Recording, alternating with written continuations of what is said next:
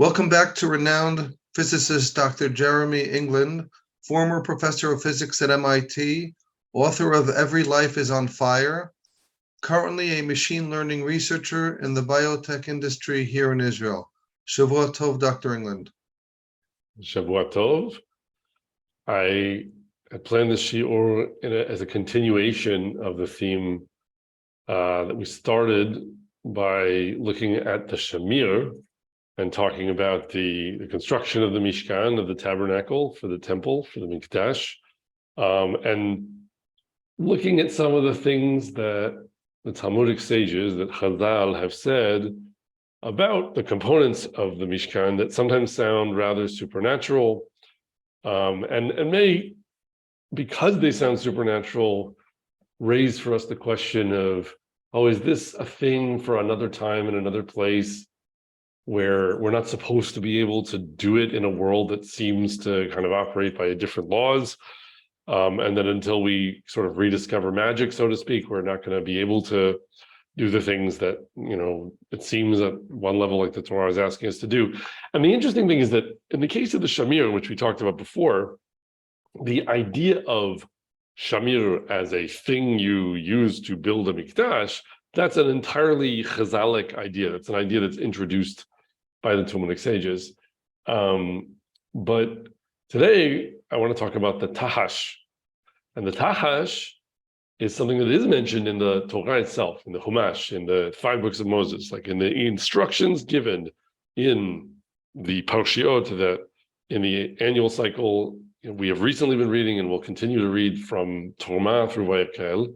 There's this mention of the skins of a tahash, and we have to figure out what kind of an animal a tahash is, which are part of the various components that are going to be assembled in order to build the Mishkan, the tabernacle. And yet, when you go to Hazal, when you go to the Chachamim of the Talmud, and you sort of ask, well, okay, so what's the tahash, so that we know how to build the Mishkan out of the tahash? Some of the things they say sound fairly weird and otherworldly and supernatural. And so then that does raise the question, well, are Chazal telling us that there's a thing that the Torah explicitly mentions as an ingredient of the Mishkan, but that thing is puzzlingly beyond reach in some way because it sounds like a magical creature that we can never find again? So that's the challenge that I want to grapple with today a little bit. And before we dive into the details of that, I think it's worth, again, and kind of like we did when we were talking about the Shamir, just making a bit of a comment about methodology for reading Chazal, reading the Talmudic sages when they talk about certain things in a way that they often like to, which is that I think that especially the more that we get into the realm of midrashic statements, homiletic storytelling statements, which sometimes can be in the midst of a discussion in halakha, in Jewish law, we have to be careful to understand the goals that Chazal had when they were making these statements. And what I mean by that is that we tend sometimes to treat the more narrative statements of Chazal as though they are just additional newspaper articles that were written in the same time and place, so to speak, about the same set of events that we just didn't have access to before, but now we get a whole bunch more microfilm or whatever, and we can go over those reports too and hear other dry facts about things that happen. But I think there are numerous examples that you can point to in Chazal where that's clearly not what they're doing when they are adding a little bit of detail to a story. And so even just in stories that we've discussed in other shiurim in this series, I think they're very clear examples where you can see how this works. So for example, there is a comment in Tehillim Rabbah by Chazal on the verse, on the pasuk, Hayam Rav Yanos, the sea saw and fled. That it's saying, what did the sea see and therefore flee? And it's talking about Yam Suf, the Sea of Reeds. It saw the bones of Yosef, and this is quoted in the name of Shimon of Kitron. So the claim basically is that the sea split when Moshe held his staff over the waters. The sea split because the bones of Yosef were there, which is not an explanation of anything, and it just sounds kind of like the bones were magical and they caused the sea to split. But when you look at this carefully and you say, but what is Shimon of Kitron really saying here?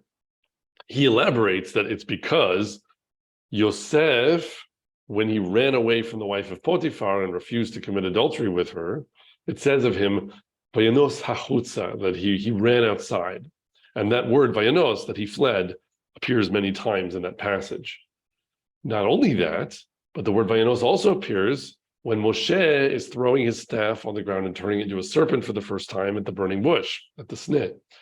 It says, Vayahil Tachash Vayanos Moshe mepanav. So there's this connection in the text of the Torah itself, where this word Vayanos is appearing both multiple times when Yosef is running away from Eshet Potiphar, and also in this instance where Moshe is being given the staff that he's going to hold over the sea when it splits, miraculously, right? And also the word nes that we have from Chazal is the word for miracle. There's also a nun samech word that appears around the time of Kriyat Yansuf. So the point is that this extremely compressed statement by Shimon of Kitron, where he's just saying, oh, it was the bones of Yosef that caused the sea to split. The function that it can have, if you treat it the right way, is to say, let me assume that actually this is a comment on things in the text of the Torah itself that are not obvious, but that something in the structure of this narrative comment is pointing like a fiery arrow towards various points in the text that seem unrelated on the surface, but at a deep level are connected. And then I'm going to start stitching them together and saying, well, so there is something about what happened when Yosef ran away from Eshet Potiphar that is likened to or connected to the idea of miraculous occurrence as represented by this emblematic staff that Moshe is given by HaKadosh Baruch Hu that turns into a serpent. And we don't have to rehash that whole shiur now, but I think the point is, there is a very clear example, I would argue, of a case where a statement by Chazal that seems like it's just adding to the story, saying, okay, the sea split because of the bones of Yosef. You didn't know that because it wasn't in the Torah, but I'm telling you, and so now you can just kind of hand that around as an additional piece of the story.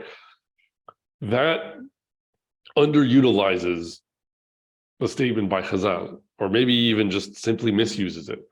The use of it that is clear once you take it back into the text is that it's kind of like an annotation on the text of the Chumash itself. It's saying, I didn't need to say this. This is all in the Torah. You could discover all of this by just realizing these passages are connected and thinking about what it means that the Torah is showing you that they're connected.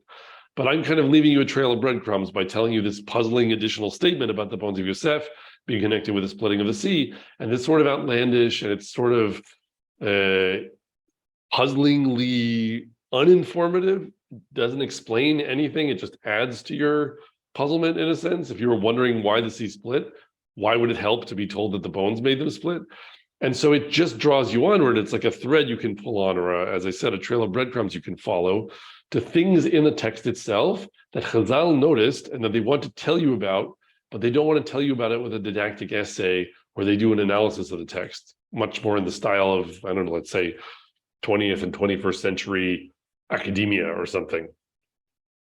And there are other examples of this. There's another shiur that we did again in this series talking about comparing the case of Yosef in Mitzrayim, where they were saved from a natural calamity, but no one did any tshuva, they ended up as slaves, to Sefer Yonah, where again, there's some kind of calamity facing a whole society, but the king calls upon everyone to do tshuva, or really the people want to do tshuva and the king does, and they kind of agree and get together, and the king takes off his crown and sits in sackcloth, and the city is spared. So in this particular instance, we did that whole shiur, and months later, I heard a wonderful midrash from Chazal that the king of Nineveh was none other than Paro from Mitzrayim, the one actually from the time of Moshe, who it turns out had done tshuva and had survived Kriyat Yamsuf and lived centuries so that he could become king of Nineveh. Like it's an outlandish statement. It doesn't really make sense. So why did Chazal say it? They said it perhaps because it calls upon you now to compare. What are we looking at in the case of Yonah? What are we looking at in Paro, the case of Paro and Mitzrayim? how do we understand how one could be related to the other? And it's about tshuva, obviously, and the theme that maybe runs through this whole set of narratives about Mitzrayim. So that's a very long preface, just to say, when Chazal say things that have a narrative aspect to them, we are doing a disservice to Torah Shebat Peh if we treat it as though it could have just simply been that someone was kind of composing a transcript of what they observed in a camera that was on the wall while all this stuff was happening, and some of it, for no particular reason, didn't make it into the Torah itself or into Tanakh itself. But thankfully, we have the sages who, by divine inspiration, could simply know more facts that they could share with us, which have no, significance or meaning. That does a great disservice to what they're doing. What they're doing, typically, I think, actually, is they're trying to give us that trail of breadcrumbs. They're really saying, look, you can do this too. You don't need me. You don't necessarily need the statement I'm about to make. You can just go and look at the text itself, and you can find a place that shows you in the Torah why I made this strange statement. And then you can just study the Torah and understand what Chumash itself maybe is trying to imply to you with the strange connection that you observe. So that, I think, is, I don't want to make that a totalizing thesis about everything that Chazal say, but I do think that it's something you have to check every time Chazal say something that is a bit otherworldly or outlandish, or when they're just kind of adding to the story in Midrash, or in the midst of the Gemara, when they just sort of share some additional narrative with you to explain something. And now I will talk in specific about the Tachash. So what is the Tachash? Well, we have in the Torah itself, at the beginning of Parshat Truma, the first mention of the Tachash in the context of building the Mishkan comes when we go to Parshat Truma, and we are told about all the different ingredients of the Truma.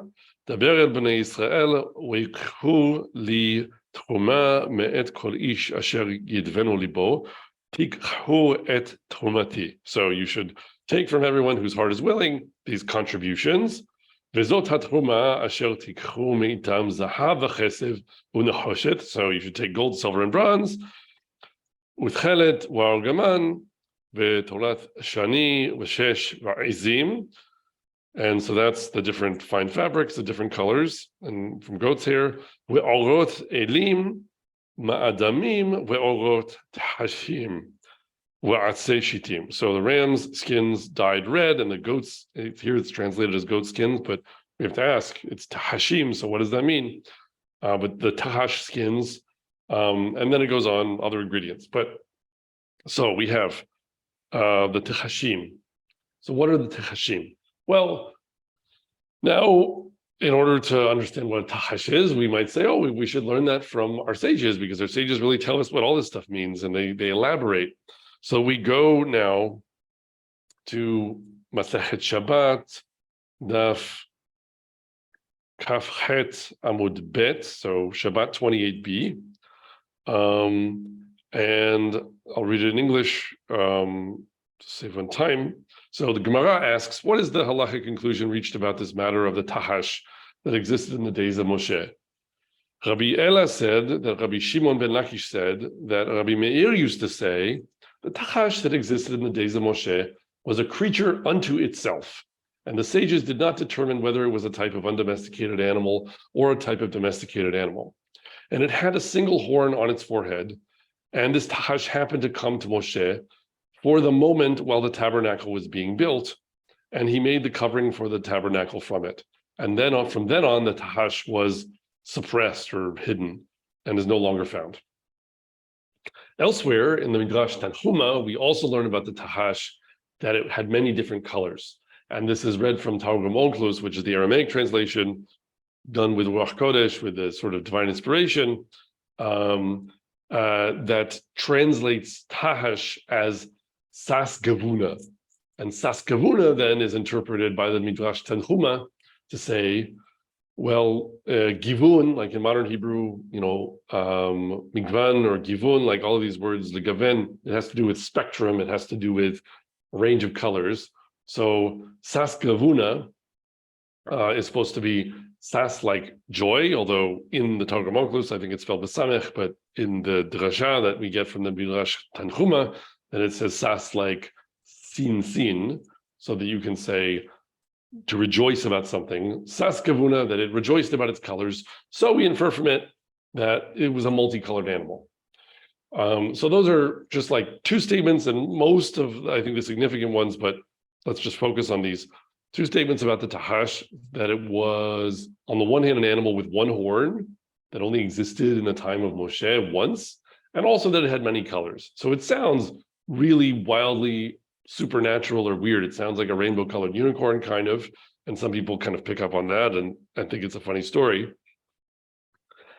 And now we have to ask the question, okay, so are we being told that in order to make the Mishkan, we have to get a rainbow-colored unicorn that only existed once, and otherwise we can't do the avodah that's commanded in the Torah? And is that really what the Torah is saying? Is that what Chazal are telling us? But again, like with all the context that we had before, I think we have to ask, maybe Chazal, because they're telling a story actually about how Moshe got his tahash, maybe we have to look at it a little bit differently, right? We can't just take it at face value. And there's various reasons to be more careful here. One of them is that the passage in the Gemara where this is appearing is about, among other things, how you make tefillin, like and it's interesting because the mention of tefillin, when you wear the tefillah shel rosh on your head, it's like you have one horn. So there's a little bit of a resonance there. But that box of the tefillah is made of animal skin. And on the pasuk that says the Torah should be bificha, that like the Torah should be in your mouth, Chazal say, so it has to be made out of a kosher animal. If you're going to use the skins of an animal to do stuff in Avodat Hashem, you need to use the skins of an animal that you could eat. So it needs to be like a kosher species of animal. And that is stated earlier in the same passage in the Gemara, and then we get into talking about the tahash.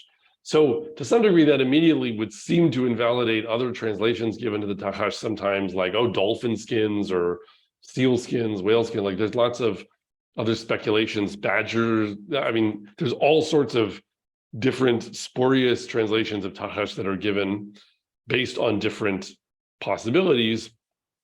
I was just reading, apparently, this is based on an academic work I was just reading, so I'm not 100% certain of its validity, but it was suggesting that the idea that it might be a whale or a dolphin is just because there was some kind of linguist in the 19th century who noticed that there is a Arabic word, tahush, or something like that, which refers to a porpoise or a dolphin, and so it just said, okay, maybe it's a cognate because there's Semitic languages, so maybe this is dolphin.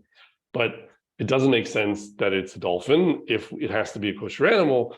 And so given this other passage in the Gemara, it seems like we can rule those things out. But in any case, it still leaves us with this question of, but even given that it's a kosher animal, is it a one-time occurring, rainbow-colored, one-horned kosher animal that Moshe found and that we have no chance of finding?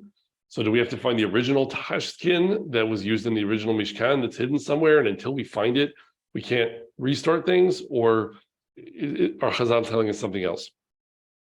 So now what I would like to do is I would like to argue that these statements, both the multicoloredness and the one-hornedness of the tahash, are things that are coming from Rabbi Meir as the kind of trail of breadcrumb statements that we were referring to earlier, where it's really talking about something that's in Chumash itself that we should think about.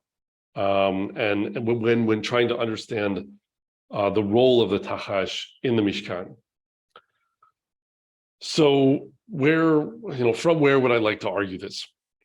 Well, there is actually a mention of the word tahash in the Torah, in the 5 books of Moses, in the Chumash, before we get to Parshat Terumah, before we get to this part where the Torah is describing all the different ingredients of the Mishkan. There also is a mention of tahash elsewhere than the Torah, elsewhere in Tanakh. If you look in Sefer Yechezkel, for example, there's a mention of the word tachash, and I think I'll mention that one first because it kind of is like a one-off, or at least I don't have a more complex argument to make from that part of the text. There's this description where the Navi, and Yechezkel Navi, is talking about all the sort of kindness and wealth and bounty that HaKadosh Baruch Hu gave to Bnei Israel, and then we turned away from him. So the story as a whole is that he found us in the wilderness and sort of cleaned us off, and then the metaphor becomes like that we were this wife he took from degradation in the wilderness, where Bnei Israel are likened to a woman, and then it's like all the different ways that this woman was bedecked with signs of wealth or with jewels, and was dressed in the finest clothes and was pampered and everything. And then the end of the story is describing the sort of turn to idolatry of Bnei Israel. So then it's sort of that the woman, so to speak, turns to harlotry rather than being loyal. And there's a pasuk in the middle of that, Ve'al bishech rikma ve'en'alech tahash ve'beshech bashesh ve'achsech meshi. I clothed you and also with embroidered cloth, and shod you, here it's translated with leather, but it's with tahash, and I girded you with fine linen and covered you with silk. And then it goes on, all the ornaments, the jewels, the gold, whatever. And put a ring in your nose, ring of gold in your nose, which I maybe do want a little bit to connect to what I'm going to argue later. So I'll try to bring that back eventually. But so that's I think it is actually maybe a little bit connected to what we're going to argue in the main. But the main point here is that it's just listing different fabrics and stuff. And I think it would be a little bit strange, although you could give the poetry of the Navi this much freedom. So I'm not sure it's like an ironclad argument, but he's just listing a bunch of different things: golden necklaces, and also fine linens, and also this and also that. To say also, and I made you shoes out of tachash, meaning out of this one magical animal that only existed once when the Mishkan was built, it would be a little odd, because it would have to mean something very specific, because otherwise it sounds like he's trying to say, I gave you really nice shoes, the same way I gave you a golden ring for your nose, and the same way I gave you, fine linens to wear. And it kind of interrupts the flow of the point if in the middle of that you say, and then there's this singularity that only existed once and is magical, and I gave you shoes like that, unless you just wanted to say, oh, well, it's because, excuse me, everything here is about the Mishkan, and it's also metaphor, so we have to mention the Tachash, but that doesn't really work either, because it's not like a full complement of everything that goes into the Mishkan that's mentioned here necessarily. Although, maybe you could draw that out of the text.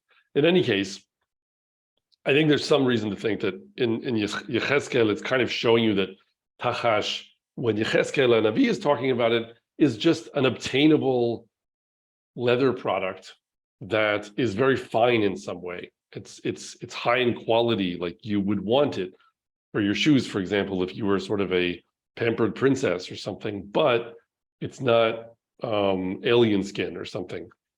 So that is a one-off kind of point, except that I think it connects to the other thing that we want to dig into now. And the only thing we'll take out of it is the idea of the golden ring mentioned as a nizim, which is not a word that appears so often in Tanakh, although it does appear a few times.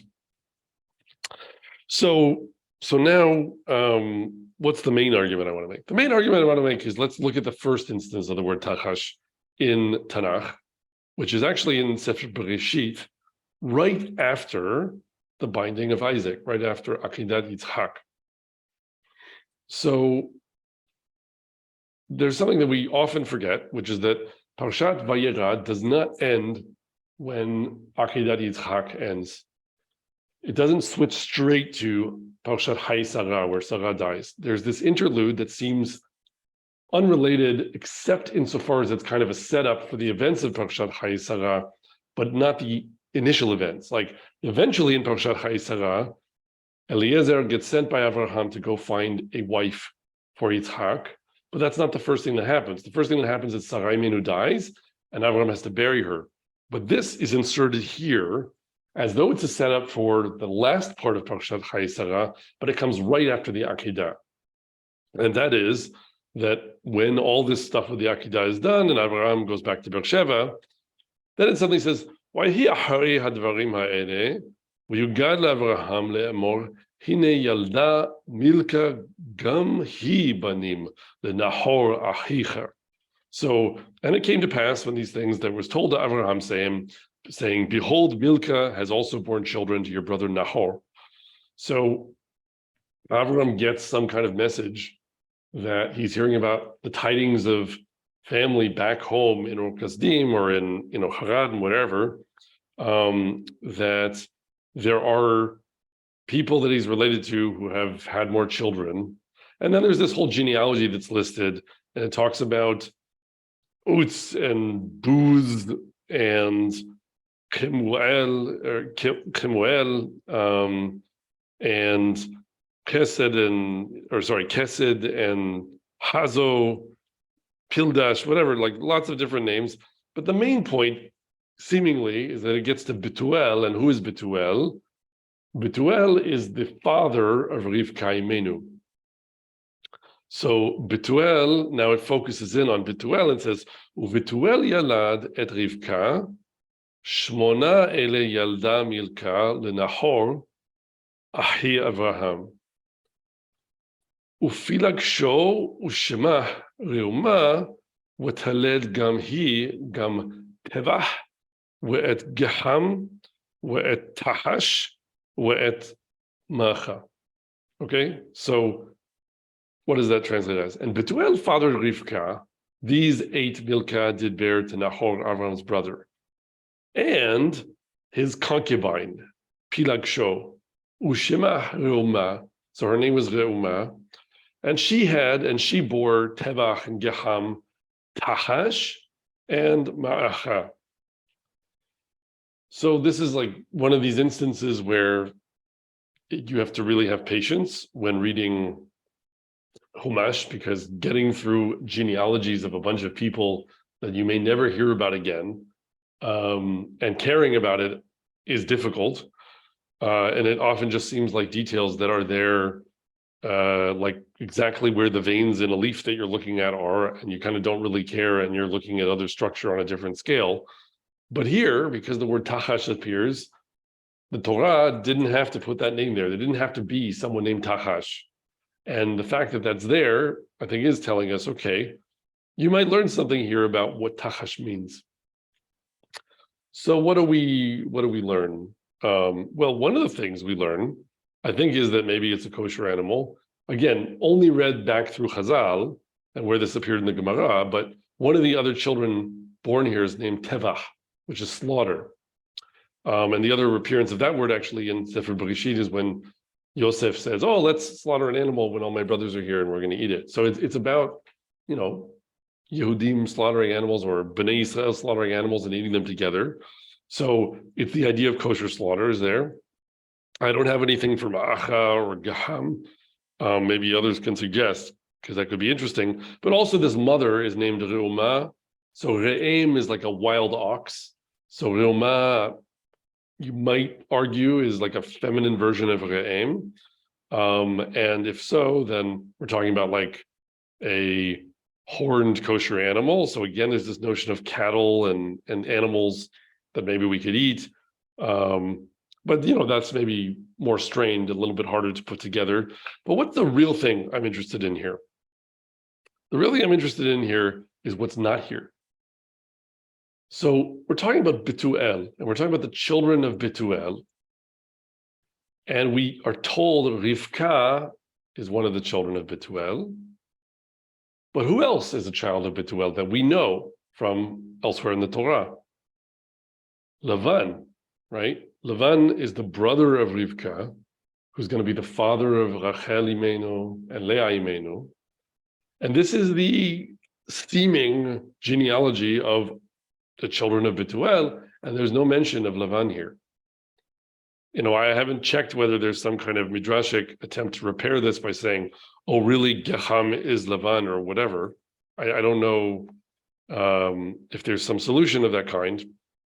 But no matter whether there is or isn't, the Torah itself does not mention Lavan by name. And this kind of thing, when it happens, I think we rightly have a general approach to the text of saying, oh, well, actually getting mentioned in the Torah is some kind of honor given to you. And there are a lot of people maybe who don't get mentioned because they kind of didn't merit it enough. Like we wanted to sort of, turn the volume down on who they were because there's some kind of disapproval of them. And you see that in other passages. So that kind of makes sense because Lavan, by all accounts elsewhere in the Torah, is a devious and manipulative persecutor and all of these things. He's the antagonist, he's the enemy once we get to the life of Yaakov Avinu. And even when Eliezer is picking up Rivka, Lavan is dealing with him in a way, if you read through between the lines, where he's not being so straight with him and he's kind of trying to keep Rivka trapped there and see if he can get more money and things like that. So Lavan is the devious and crafty antagonist. So it makes sense he wouldn't be mentioned here because we want to, and this isn't a special slap in the face to him because it's mentioning his father's concubine and just the children born to his concubine. And they get mentioned by name, but Lavan doesn't. So at one level, you could just read this in isolation and say, okay, this is just about downplaying Lavan in order to kind of insult him or to judge him negatively. And the Torah is doing that, but that's the explanation, and there isn't much more to read into it. But that still doesn't explain why the word tachash is here. And I think that we can complete the whole picture now by just putting these different things together. Lavan, on the one hand, and the fact this is right after the Akedah, on the other hand, the binding of Isaac, and the fact that the tahash is mentioned here. And we put all these things together, and now, we start to be able to see maybe what Hazal are getting at with this whole statement or set of weird statements about, multicoloredness of the animal, and it had one horn, etc. And it was only there for Moshe at this one time. So why do I say that?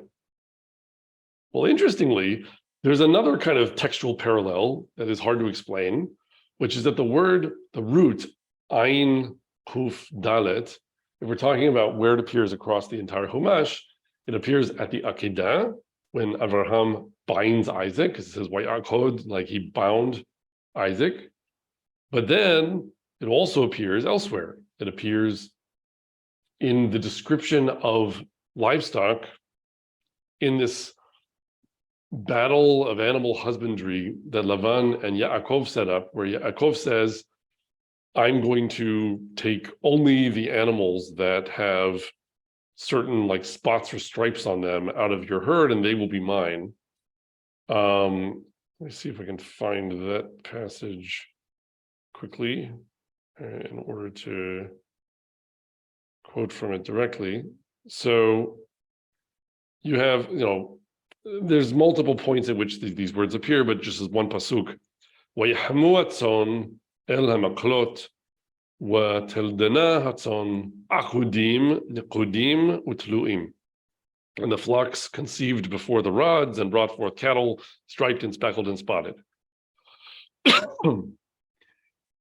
So here the word akudim means, or is translated as striped. And maybe you could sort of question like which one is striped and spotted and speckled and whatever, and are we really being exactly precise in the way we translate them to English? But the point here is more that it clearly has something to do with like animal markings, differences in how animals present on the surface, and presumably therefore some amount of variation in color, because in order to have any kind of spots or stripes, you need color variations. So we have now the Akedah, and at the Akedah, the word Akad has to do with binding of the sacrifice and basically doing something that's part of Avodat Hashem, where it involves Avraham and Yitzhak in this whole story. But then we know that the way that story proceeds is there is this ram that is presented to Avraham by HaKadosh Baruch Hu with its horns caught in a thicket. And Avraham realizes like this ram is meant by Hashem for me to make the sacrifice in place of Yitzchak. So we also have the idea of a kosher animal that is very singularly presented by HaKadosh Baruch Hu to Moshe, you see where I'm going with this, to Abraham in a way that suggests how it should be used. And indeed, it's even being presented in a way that has to do with its horns. In this case, the horns are caught in the thicket. And then we, right after that, have this mention of Tachash, while also cryptically referencing Lavan. And when we go over to Lavan, we have the idea of animal multicoloredness associated with the Akedah, with Akudim, this word Akudim. And we also have, this is all about kosher animals in a herd. So it's still, maintaining that theme. And it all kind of rolls together around this word Tachash. And I'll even throw in now this thing from Yecheskel, right? Because Yecheskel, he mentions right after talking about the Tachash shoes, the Nezim Zahav, the golden ring that he, gives, or that Hashem gives to his bride, so to speak. And the Nezim, the golden ring, is also there with Lavan and Rivka when Eliezer is trying to purchase Rivka, who is being mentioned with Tachash in the genealogy of Betuel. So I know this is a lot to kind of hold all in random access memory and then pull together at once. But the point is that these passages are just in this like game of ping pong, how they're connecting with each other. The mention of Tachash, the Akidah, the association of the word akod or akudim with animal color, the idea of animal husbandry, the idea of horns of an animal, presenting the animal as being special and as like a gift from HaKadosh Baruch Hu. So now you bring this back again to the statements of Chazal, and what were they? They were saying, okay, the Tachash was a kosher animal that had one horn, which really, I think in the passage where that appears in the Gemara, maybe a reference literally to the Tefillah Shel Rosh that is talking about kosher animal skins earlier in the same passage. But the point is, it's a horned animal, a horned kosher animal that has color variation that's very impressive. We have from the Midrash Tanchuma, and also that it was this singular animal that just was given to Moshe once at this one moment. And then it was, there was nothing like it afterwards. And I think that to make sense of all of this, I really want to pull in another theme that connects these two, which is the idea of genetic variation, or sort of the differences in offspring that you get when you take a person or an animal or whatever, and they produce offspring, and their offspring are different from each other and different from them, and sometimes the same and sometimes different. Because that's a theme in the story with Lavan and Yaakov, where that's about Akudim and Nikudim and all of that, because it's all about which sheep are going to look a certain way or which goats are going to look a certain way. It's also a theme in this genealogy of Betuel, because part of the point is that Rivka is being mentioned seemingly because she's a tzaddiket, she's like a righteous woman, it's Tachash, she's the real deal, and Lavan is not being mentioned because he isn't. So that again is highlighting this difference of like a brother and a sister where they don't turn out the same. One of them is righteous and one of them is not. And the Tachash is circulating there in the background as this idea of, okay, are we talking about a rainbow-colored magical animal that only existed in this one moment and was a unicorn? Or what maybe we could be talking instead about a kosher desert goat of some kind that normally has two horns, for example, but maybe in this case had one horn, right? That's a possibility. We're not necessarily going to square with every commentary or speculation made on this subject. So you have a different kind of challenge if you're saying there's a species of animal that is kosher that could only have one horn, and all of them only have one horn, because then we don't have examples of that. Although it might be quite possible now to genetically engineer such a thing.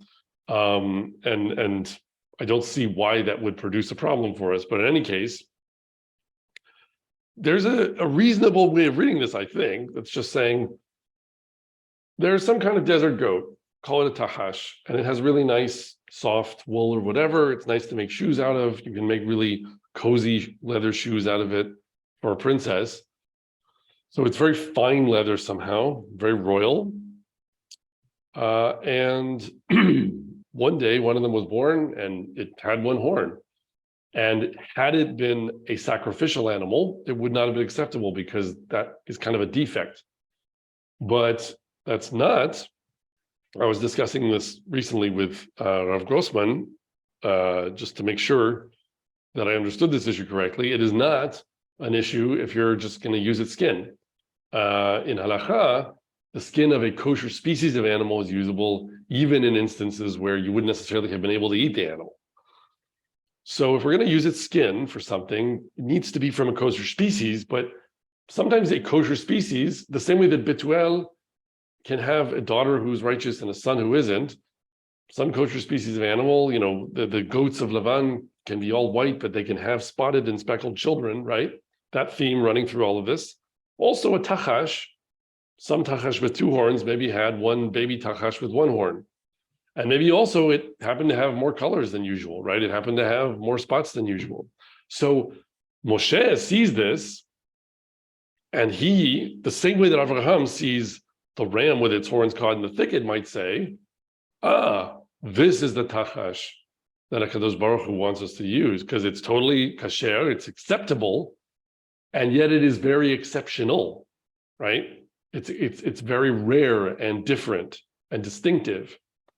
And that is a possibility for how we could explain everything that happened. But I think it's not just a possibility, it's one that I think you can think of all these different passages that we're talking about here as being like arrows pointing at this way of reading things that has been referenced by the statements of Chazal. Like maybe there are other explanations for the statements of Chazal that you can find in the Chumash itself. But if you're looking for only Chumash data that can explain these statements by Chazal, I think the mention of Tachash, the first time it's mentioned in the Torah, combined with from Yaakov and Lavan, from Rivka and Lavan, and also from the mention of Rivka right after the Akedah, to me, this is the way it hangs together, that it's pointing at this way of looking at it where you say, the Tachash was a kosher animal, some kind of desert goat, nice to make shoes out of. But Moshe saw this one that was quite rare and distinctive, and he knew that HaKadosh Baruch Hu intended for him to use that one. And why is that important ultimately? Because now we have to say, like, so what? What is the point that it was this Tachash and not that one? We don't have a story saying the Tachash had its horns caught in the thicket the way the ram of Avraham did. So why does this choice that Moshe had to make matter, and why would it be stated in Chazal in this way? I think the point, one way of reading the point in is this: when Bnei Yisrael were making the Mishkan, one of the things that did have to be true is that this was a miraculous moment, right? That really has contiguity with Kriyat Yam Suf. It's not just like they went through Kriyat Yam Suf, they had great miracles, and then after that, it's business as usual, and you can just sort of patch things together and assemble whatever you need to do to serve Hashem, and you're going to be able to do it well. It simply might have been the case that the ingredients needed for the Mishkan were not in supply, they couldn't serve Hashem. And there are things like this. For example, like when Bnei Yisrael are arriving and in Eretz Yisrael, finally, in Sefer Yehoshua, they have to do Brit Milah because they didn't do Brit Milah in the Midbar. And there's a halachic reason, arguably, for that, which is there's a sakana of doing it in the Midbar. There's a danger.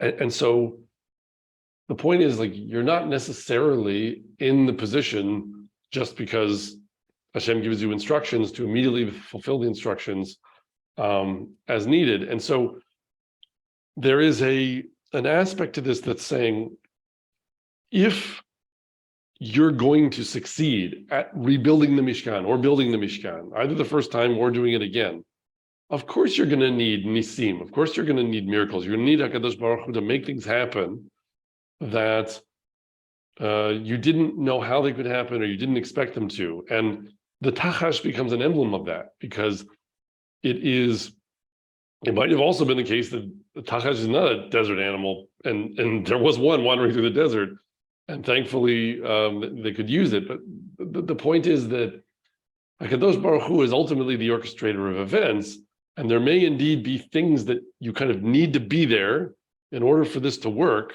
where you can't see how it's going to work, and you have to ask, like, well, should we even just like bother doing this, or should we pack up and go home?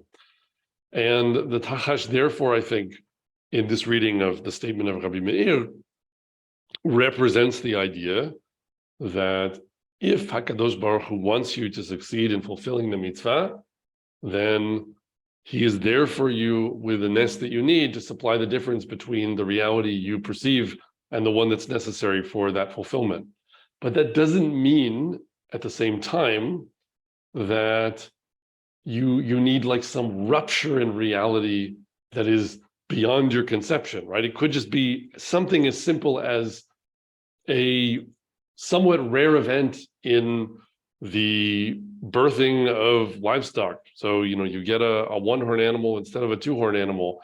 It could be in the realm of the natural on the one hand, but the rare and the well-timed on the other. And that way of viewing things, I think, what it does is it says to the Oved Hashem, who wants to make a Mishkan, who wants to serve Hashem, on the one hand, it's not saying this is, you need leprechauns and you have to wait until the end of time and you have no option. You shouldn't even bother to start because this can't happen. But it is saying, move forward at the pace you're capable and develop the means that you have. And then there's some things that, you're not sure how you're going to supply this or that ingredient yet. But you'll figure it out, and you'll figure out B'ezrat Hashem, and maybe at the time that you do, you'll feel in some way like HaKadosh Baruch Hu really stepped in and made something that seemed impossible to you more possible. But it could just be as easily with an event that is rare and unlikely in nature as with something that you would call supernatural.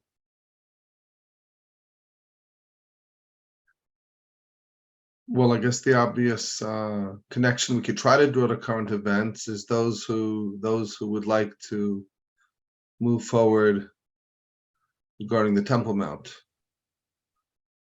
And B'ezrat Hashem, halavai, that whatever actions good Jews are taking will be combined with siyata d'shmaya in the way that you described. Yeah, no, I think that is the point for the present day, is that if you think too hard about all the different factors that have to be properly supplied in order for this to work, you can come up with all of these no-go theorems where you say, like, well, this isn't going to work because the following thing has to be changed, which obviously can't be changed, or the following thing has to be rediscovered or supplied somehow, and we don't know how. And so with the 9 other things that we kind of are making progress on, it's like there's no point even, because, if 2 of the missing ingredients make the whole thing impossible, then what's the point? But that, I think, is the wrong argument, right? Like, clearly what this argument is saying, in a way that I do believe is relevant to the present day, is you have to take the next step forward with what you have, and it does relate in the end, like I said, to the idea of Kriyat Yam Suf. Going to Yam Suf also wasn't really a way of getting to Eretz Yisrael and a way of getting away from Mitzrayim if the sea wasn't going to split. So there are these times where you have to be more willing to be a bit somech al hanes. Like we say, ein somchim al hanes, or ein somchin al hanes, that we're not supposed to rely on miracles. But on the other hand, there are times where HaKadosh Baruch Hu contrives the situation so that in order to serve him according to the explicit ways that he's commanded us to serve him, we have no choice but to do things that are the equivalent of, so to speak, walking past a wall that's about to fall down and being sort of somech al hanes. And Bnei Israel indeed were doing exactly that when they walked past a wall of water that's about to fall down. And that's okay, because they had the zchut, they had the merit in that moment to rely on HaKadosh Baruch Hu to make up the difference between the reality they expected and the one that they needed. And that too can apply to putting together the Mishkan and getting to actually apply all the mitzvot that we know about it in the time and the place, or the times and the places where that's commanded. There are a lot of things that may seem like solvable problems with that, or already solved problems with that, and there are other things that seem like they're insoluble. But just because something currently seems insoluble doesn't mean you don't take the next step. And even if that step seems like it's, the first step into the sea. Now that we've seen the type of miracles that you're talking about, like miracles, but within the realm of nature, where it's something rare in terms of time and of the timing, let's say, in terms of 6-Day War, for example, was when people say the 6-Day War was a miracle, they mean it in that sense. Yeah, and I think the Torah, really going back to Moshe and Yetziat Mitzrayim, is always trying to point out that the things that we think of as quote unquote genuinely supernatural, and then the things that we just think of as being surprising to the audience, but not necessarily unexplainable in other terms, that really is very much in the eye of the beholder. So the first two makot that Moshe performs in Mitzrayim, where the blood, or really Aaron, strikes the Nile, but when Moshe and Aaron are doing the makot, the blood and the frogs, it says the Chartumim, the magicians of Mitzrayim, could also do that. And then when we get to the Kinim, that the third one, that's beyond their understanding, and so they say it's Ba Elohim Hi, and they're more impressed.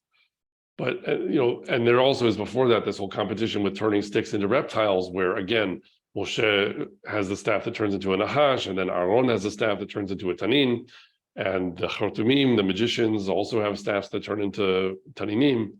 So there is this element of everyone has the things that they can do with their quote unquote science or their quote unquote powers, and the parts that seem explainable to them maybe therefore seem less marvelous, but they still, when they happen, for the Ovdei Hashem who have the right kavanah, who need that at the moment, they still can be nisim.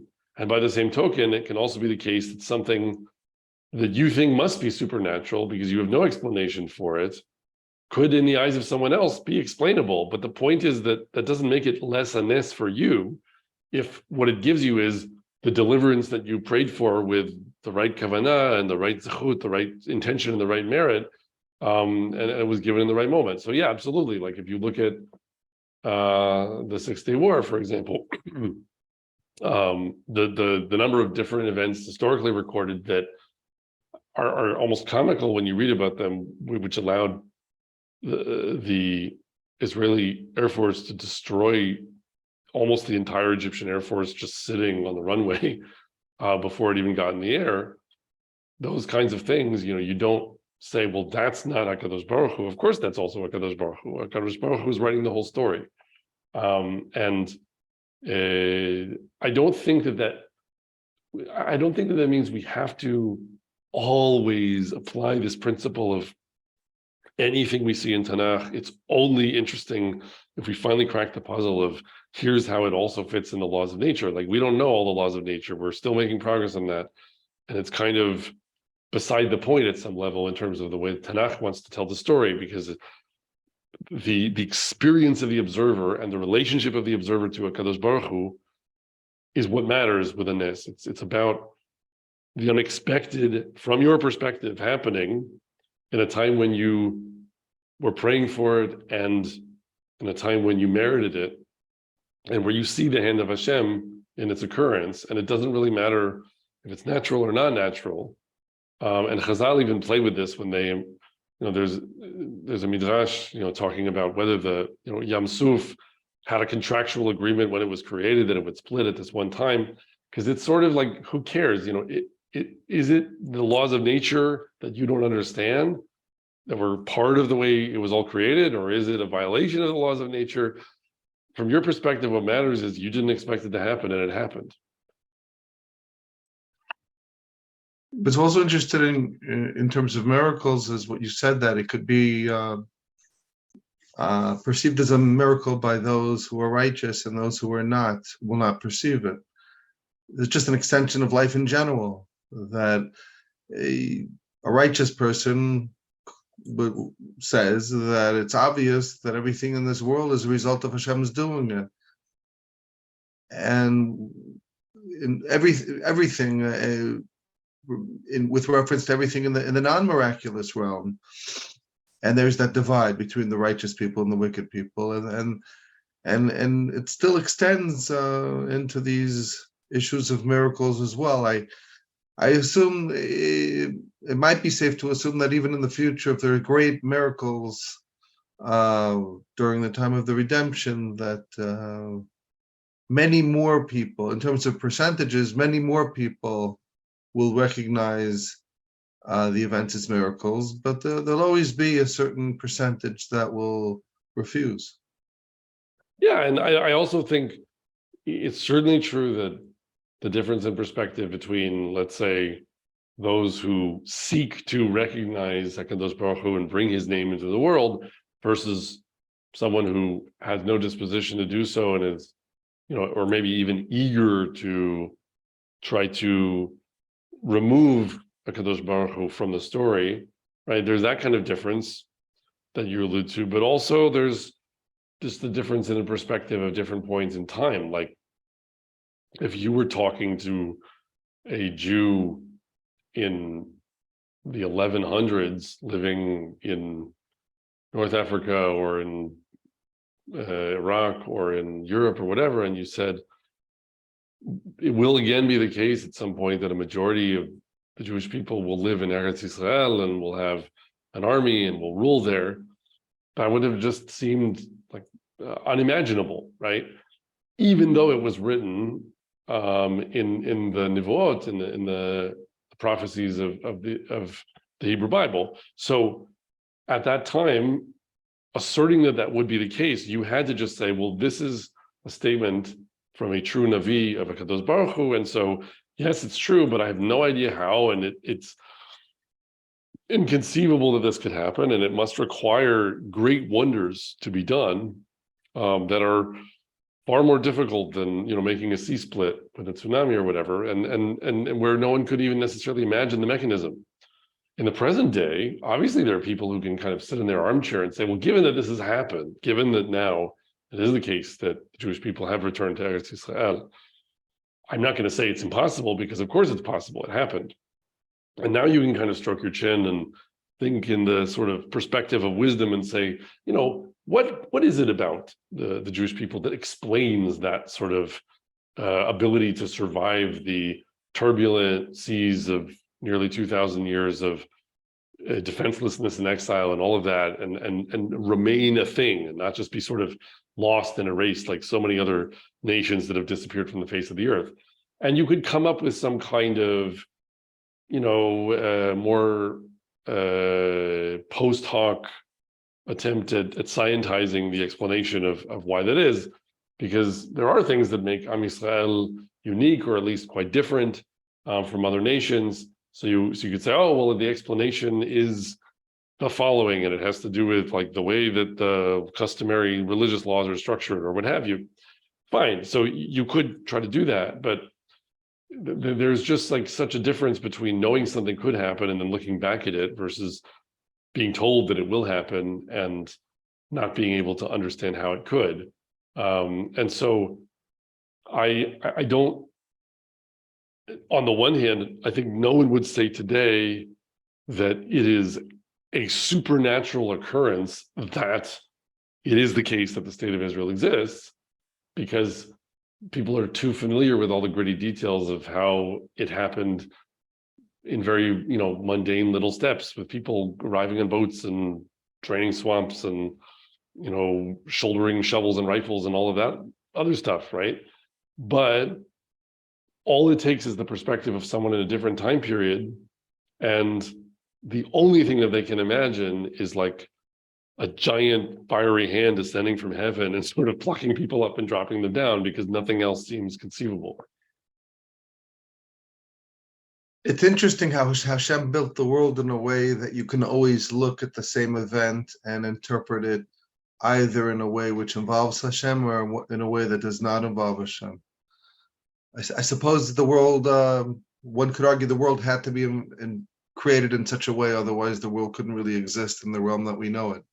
Yeah, and I think that is modeled, actually, we have Purim coming up. And I think I tried to argue this last year, talking about Megillat Esther a little bit, that there's an aspect of Megillat Esther that is like an allegory for how HaKadosh Baruch Hu, as the king of the universe, makes his will felt in the world. And so we learn about what it is to be a true king who rules over everything through the example of Ahasuerus, even though Ahasuerus himself is not obviously the good guy, so to speak, and he's a human being, he's not a deity, but we learn about Malchut by seeing like what a great king of a mighty empire is.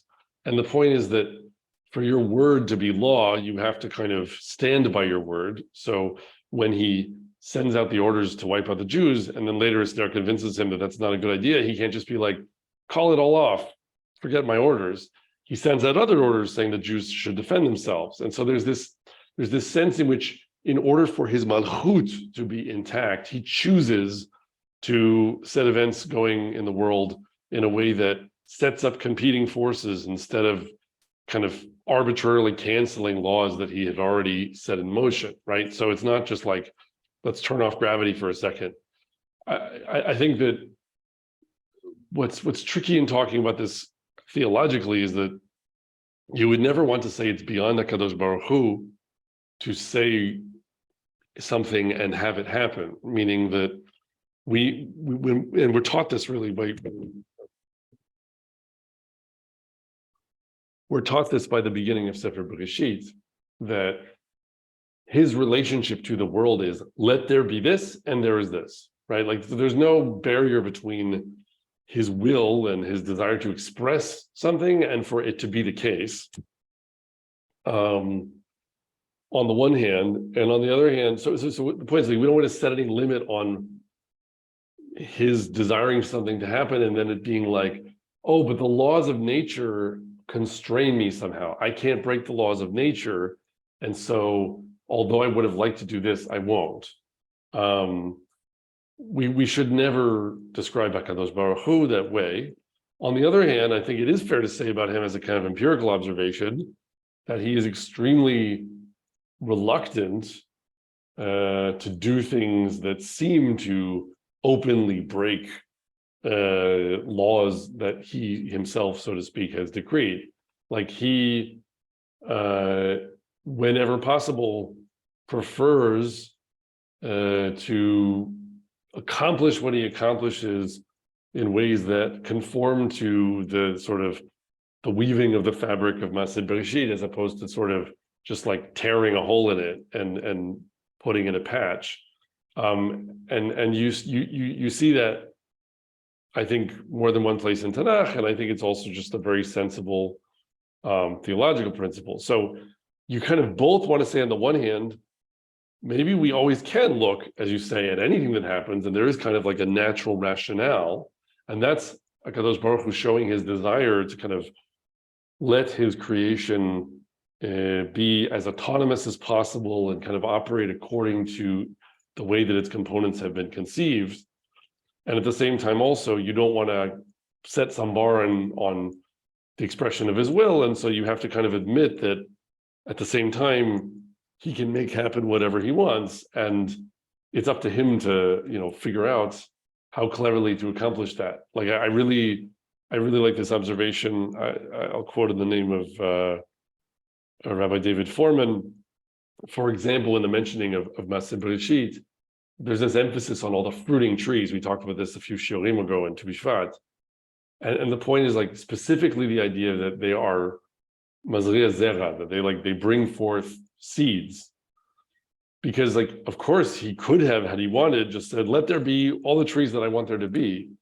But instead, he wants the trees to, to sort of delegate the responsibility of filling the world with trees to the trees themselves, so that they will cover the world with trees by making seed that will make more trees. And it's like his desire to sort of always be, fading into the background when possible, and to delegate and to sort of free his creations to be themselves, rather than constantly just kind of tractor beaming things around, and drawing a static picture according to his will that has no ability to become things, because it has no capability to change itself or make choices or act in ways that are governed by rules. Thank you very much, Dr. England. And Shavua Tov and Purim Sameach. Shavua Tov, Purim Sameach. Thanks. We would like to encourage our viewers to share these videos with friends and send in your responses. If you would like to obtain Birkon Nusach Eretz Yisrael or invite the rabbi for a speaking engagement, please email us at office@machonshilo.org.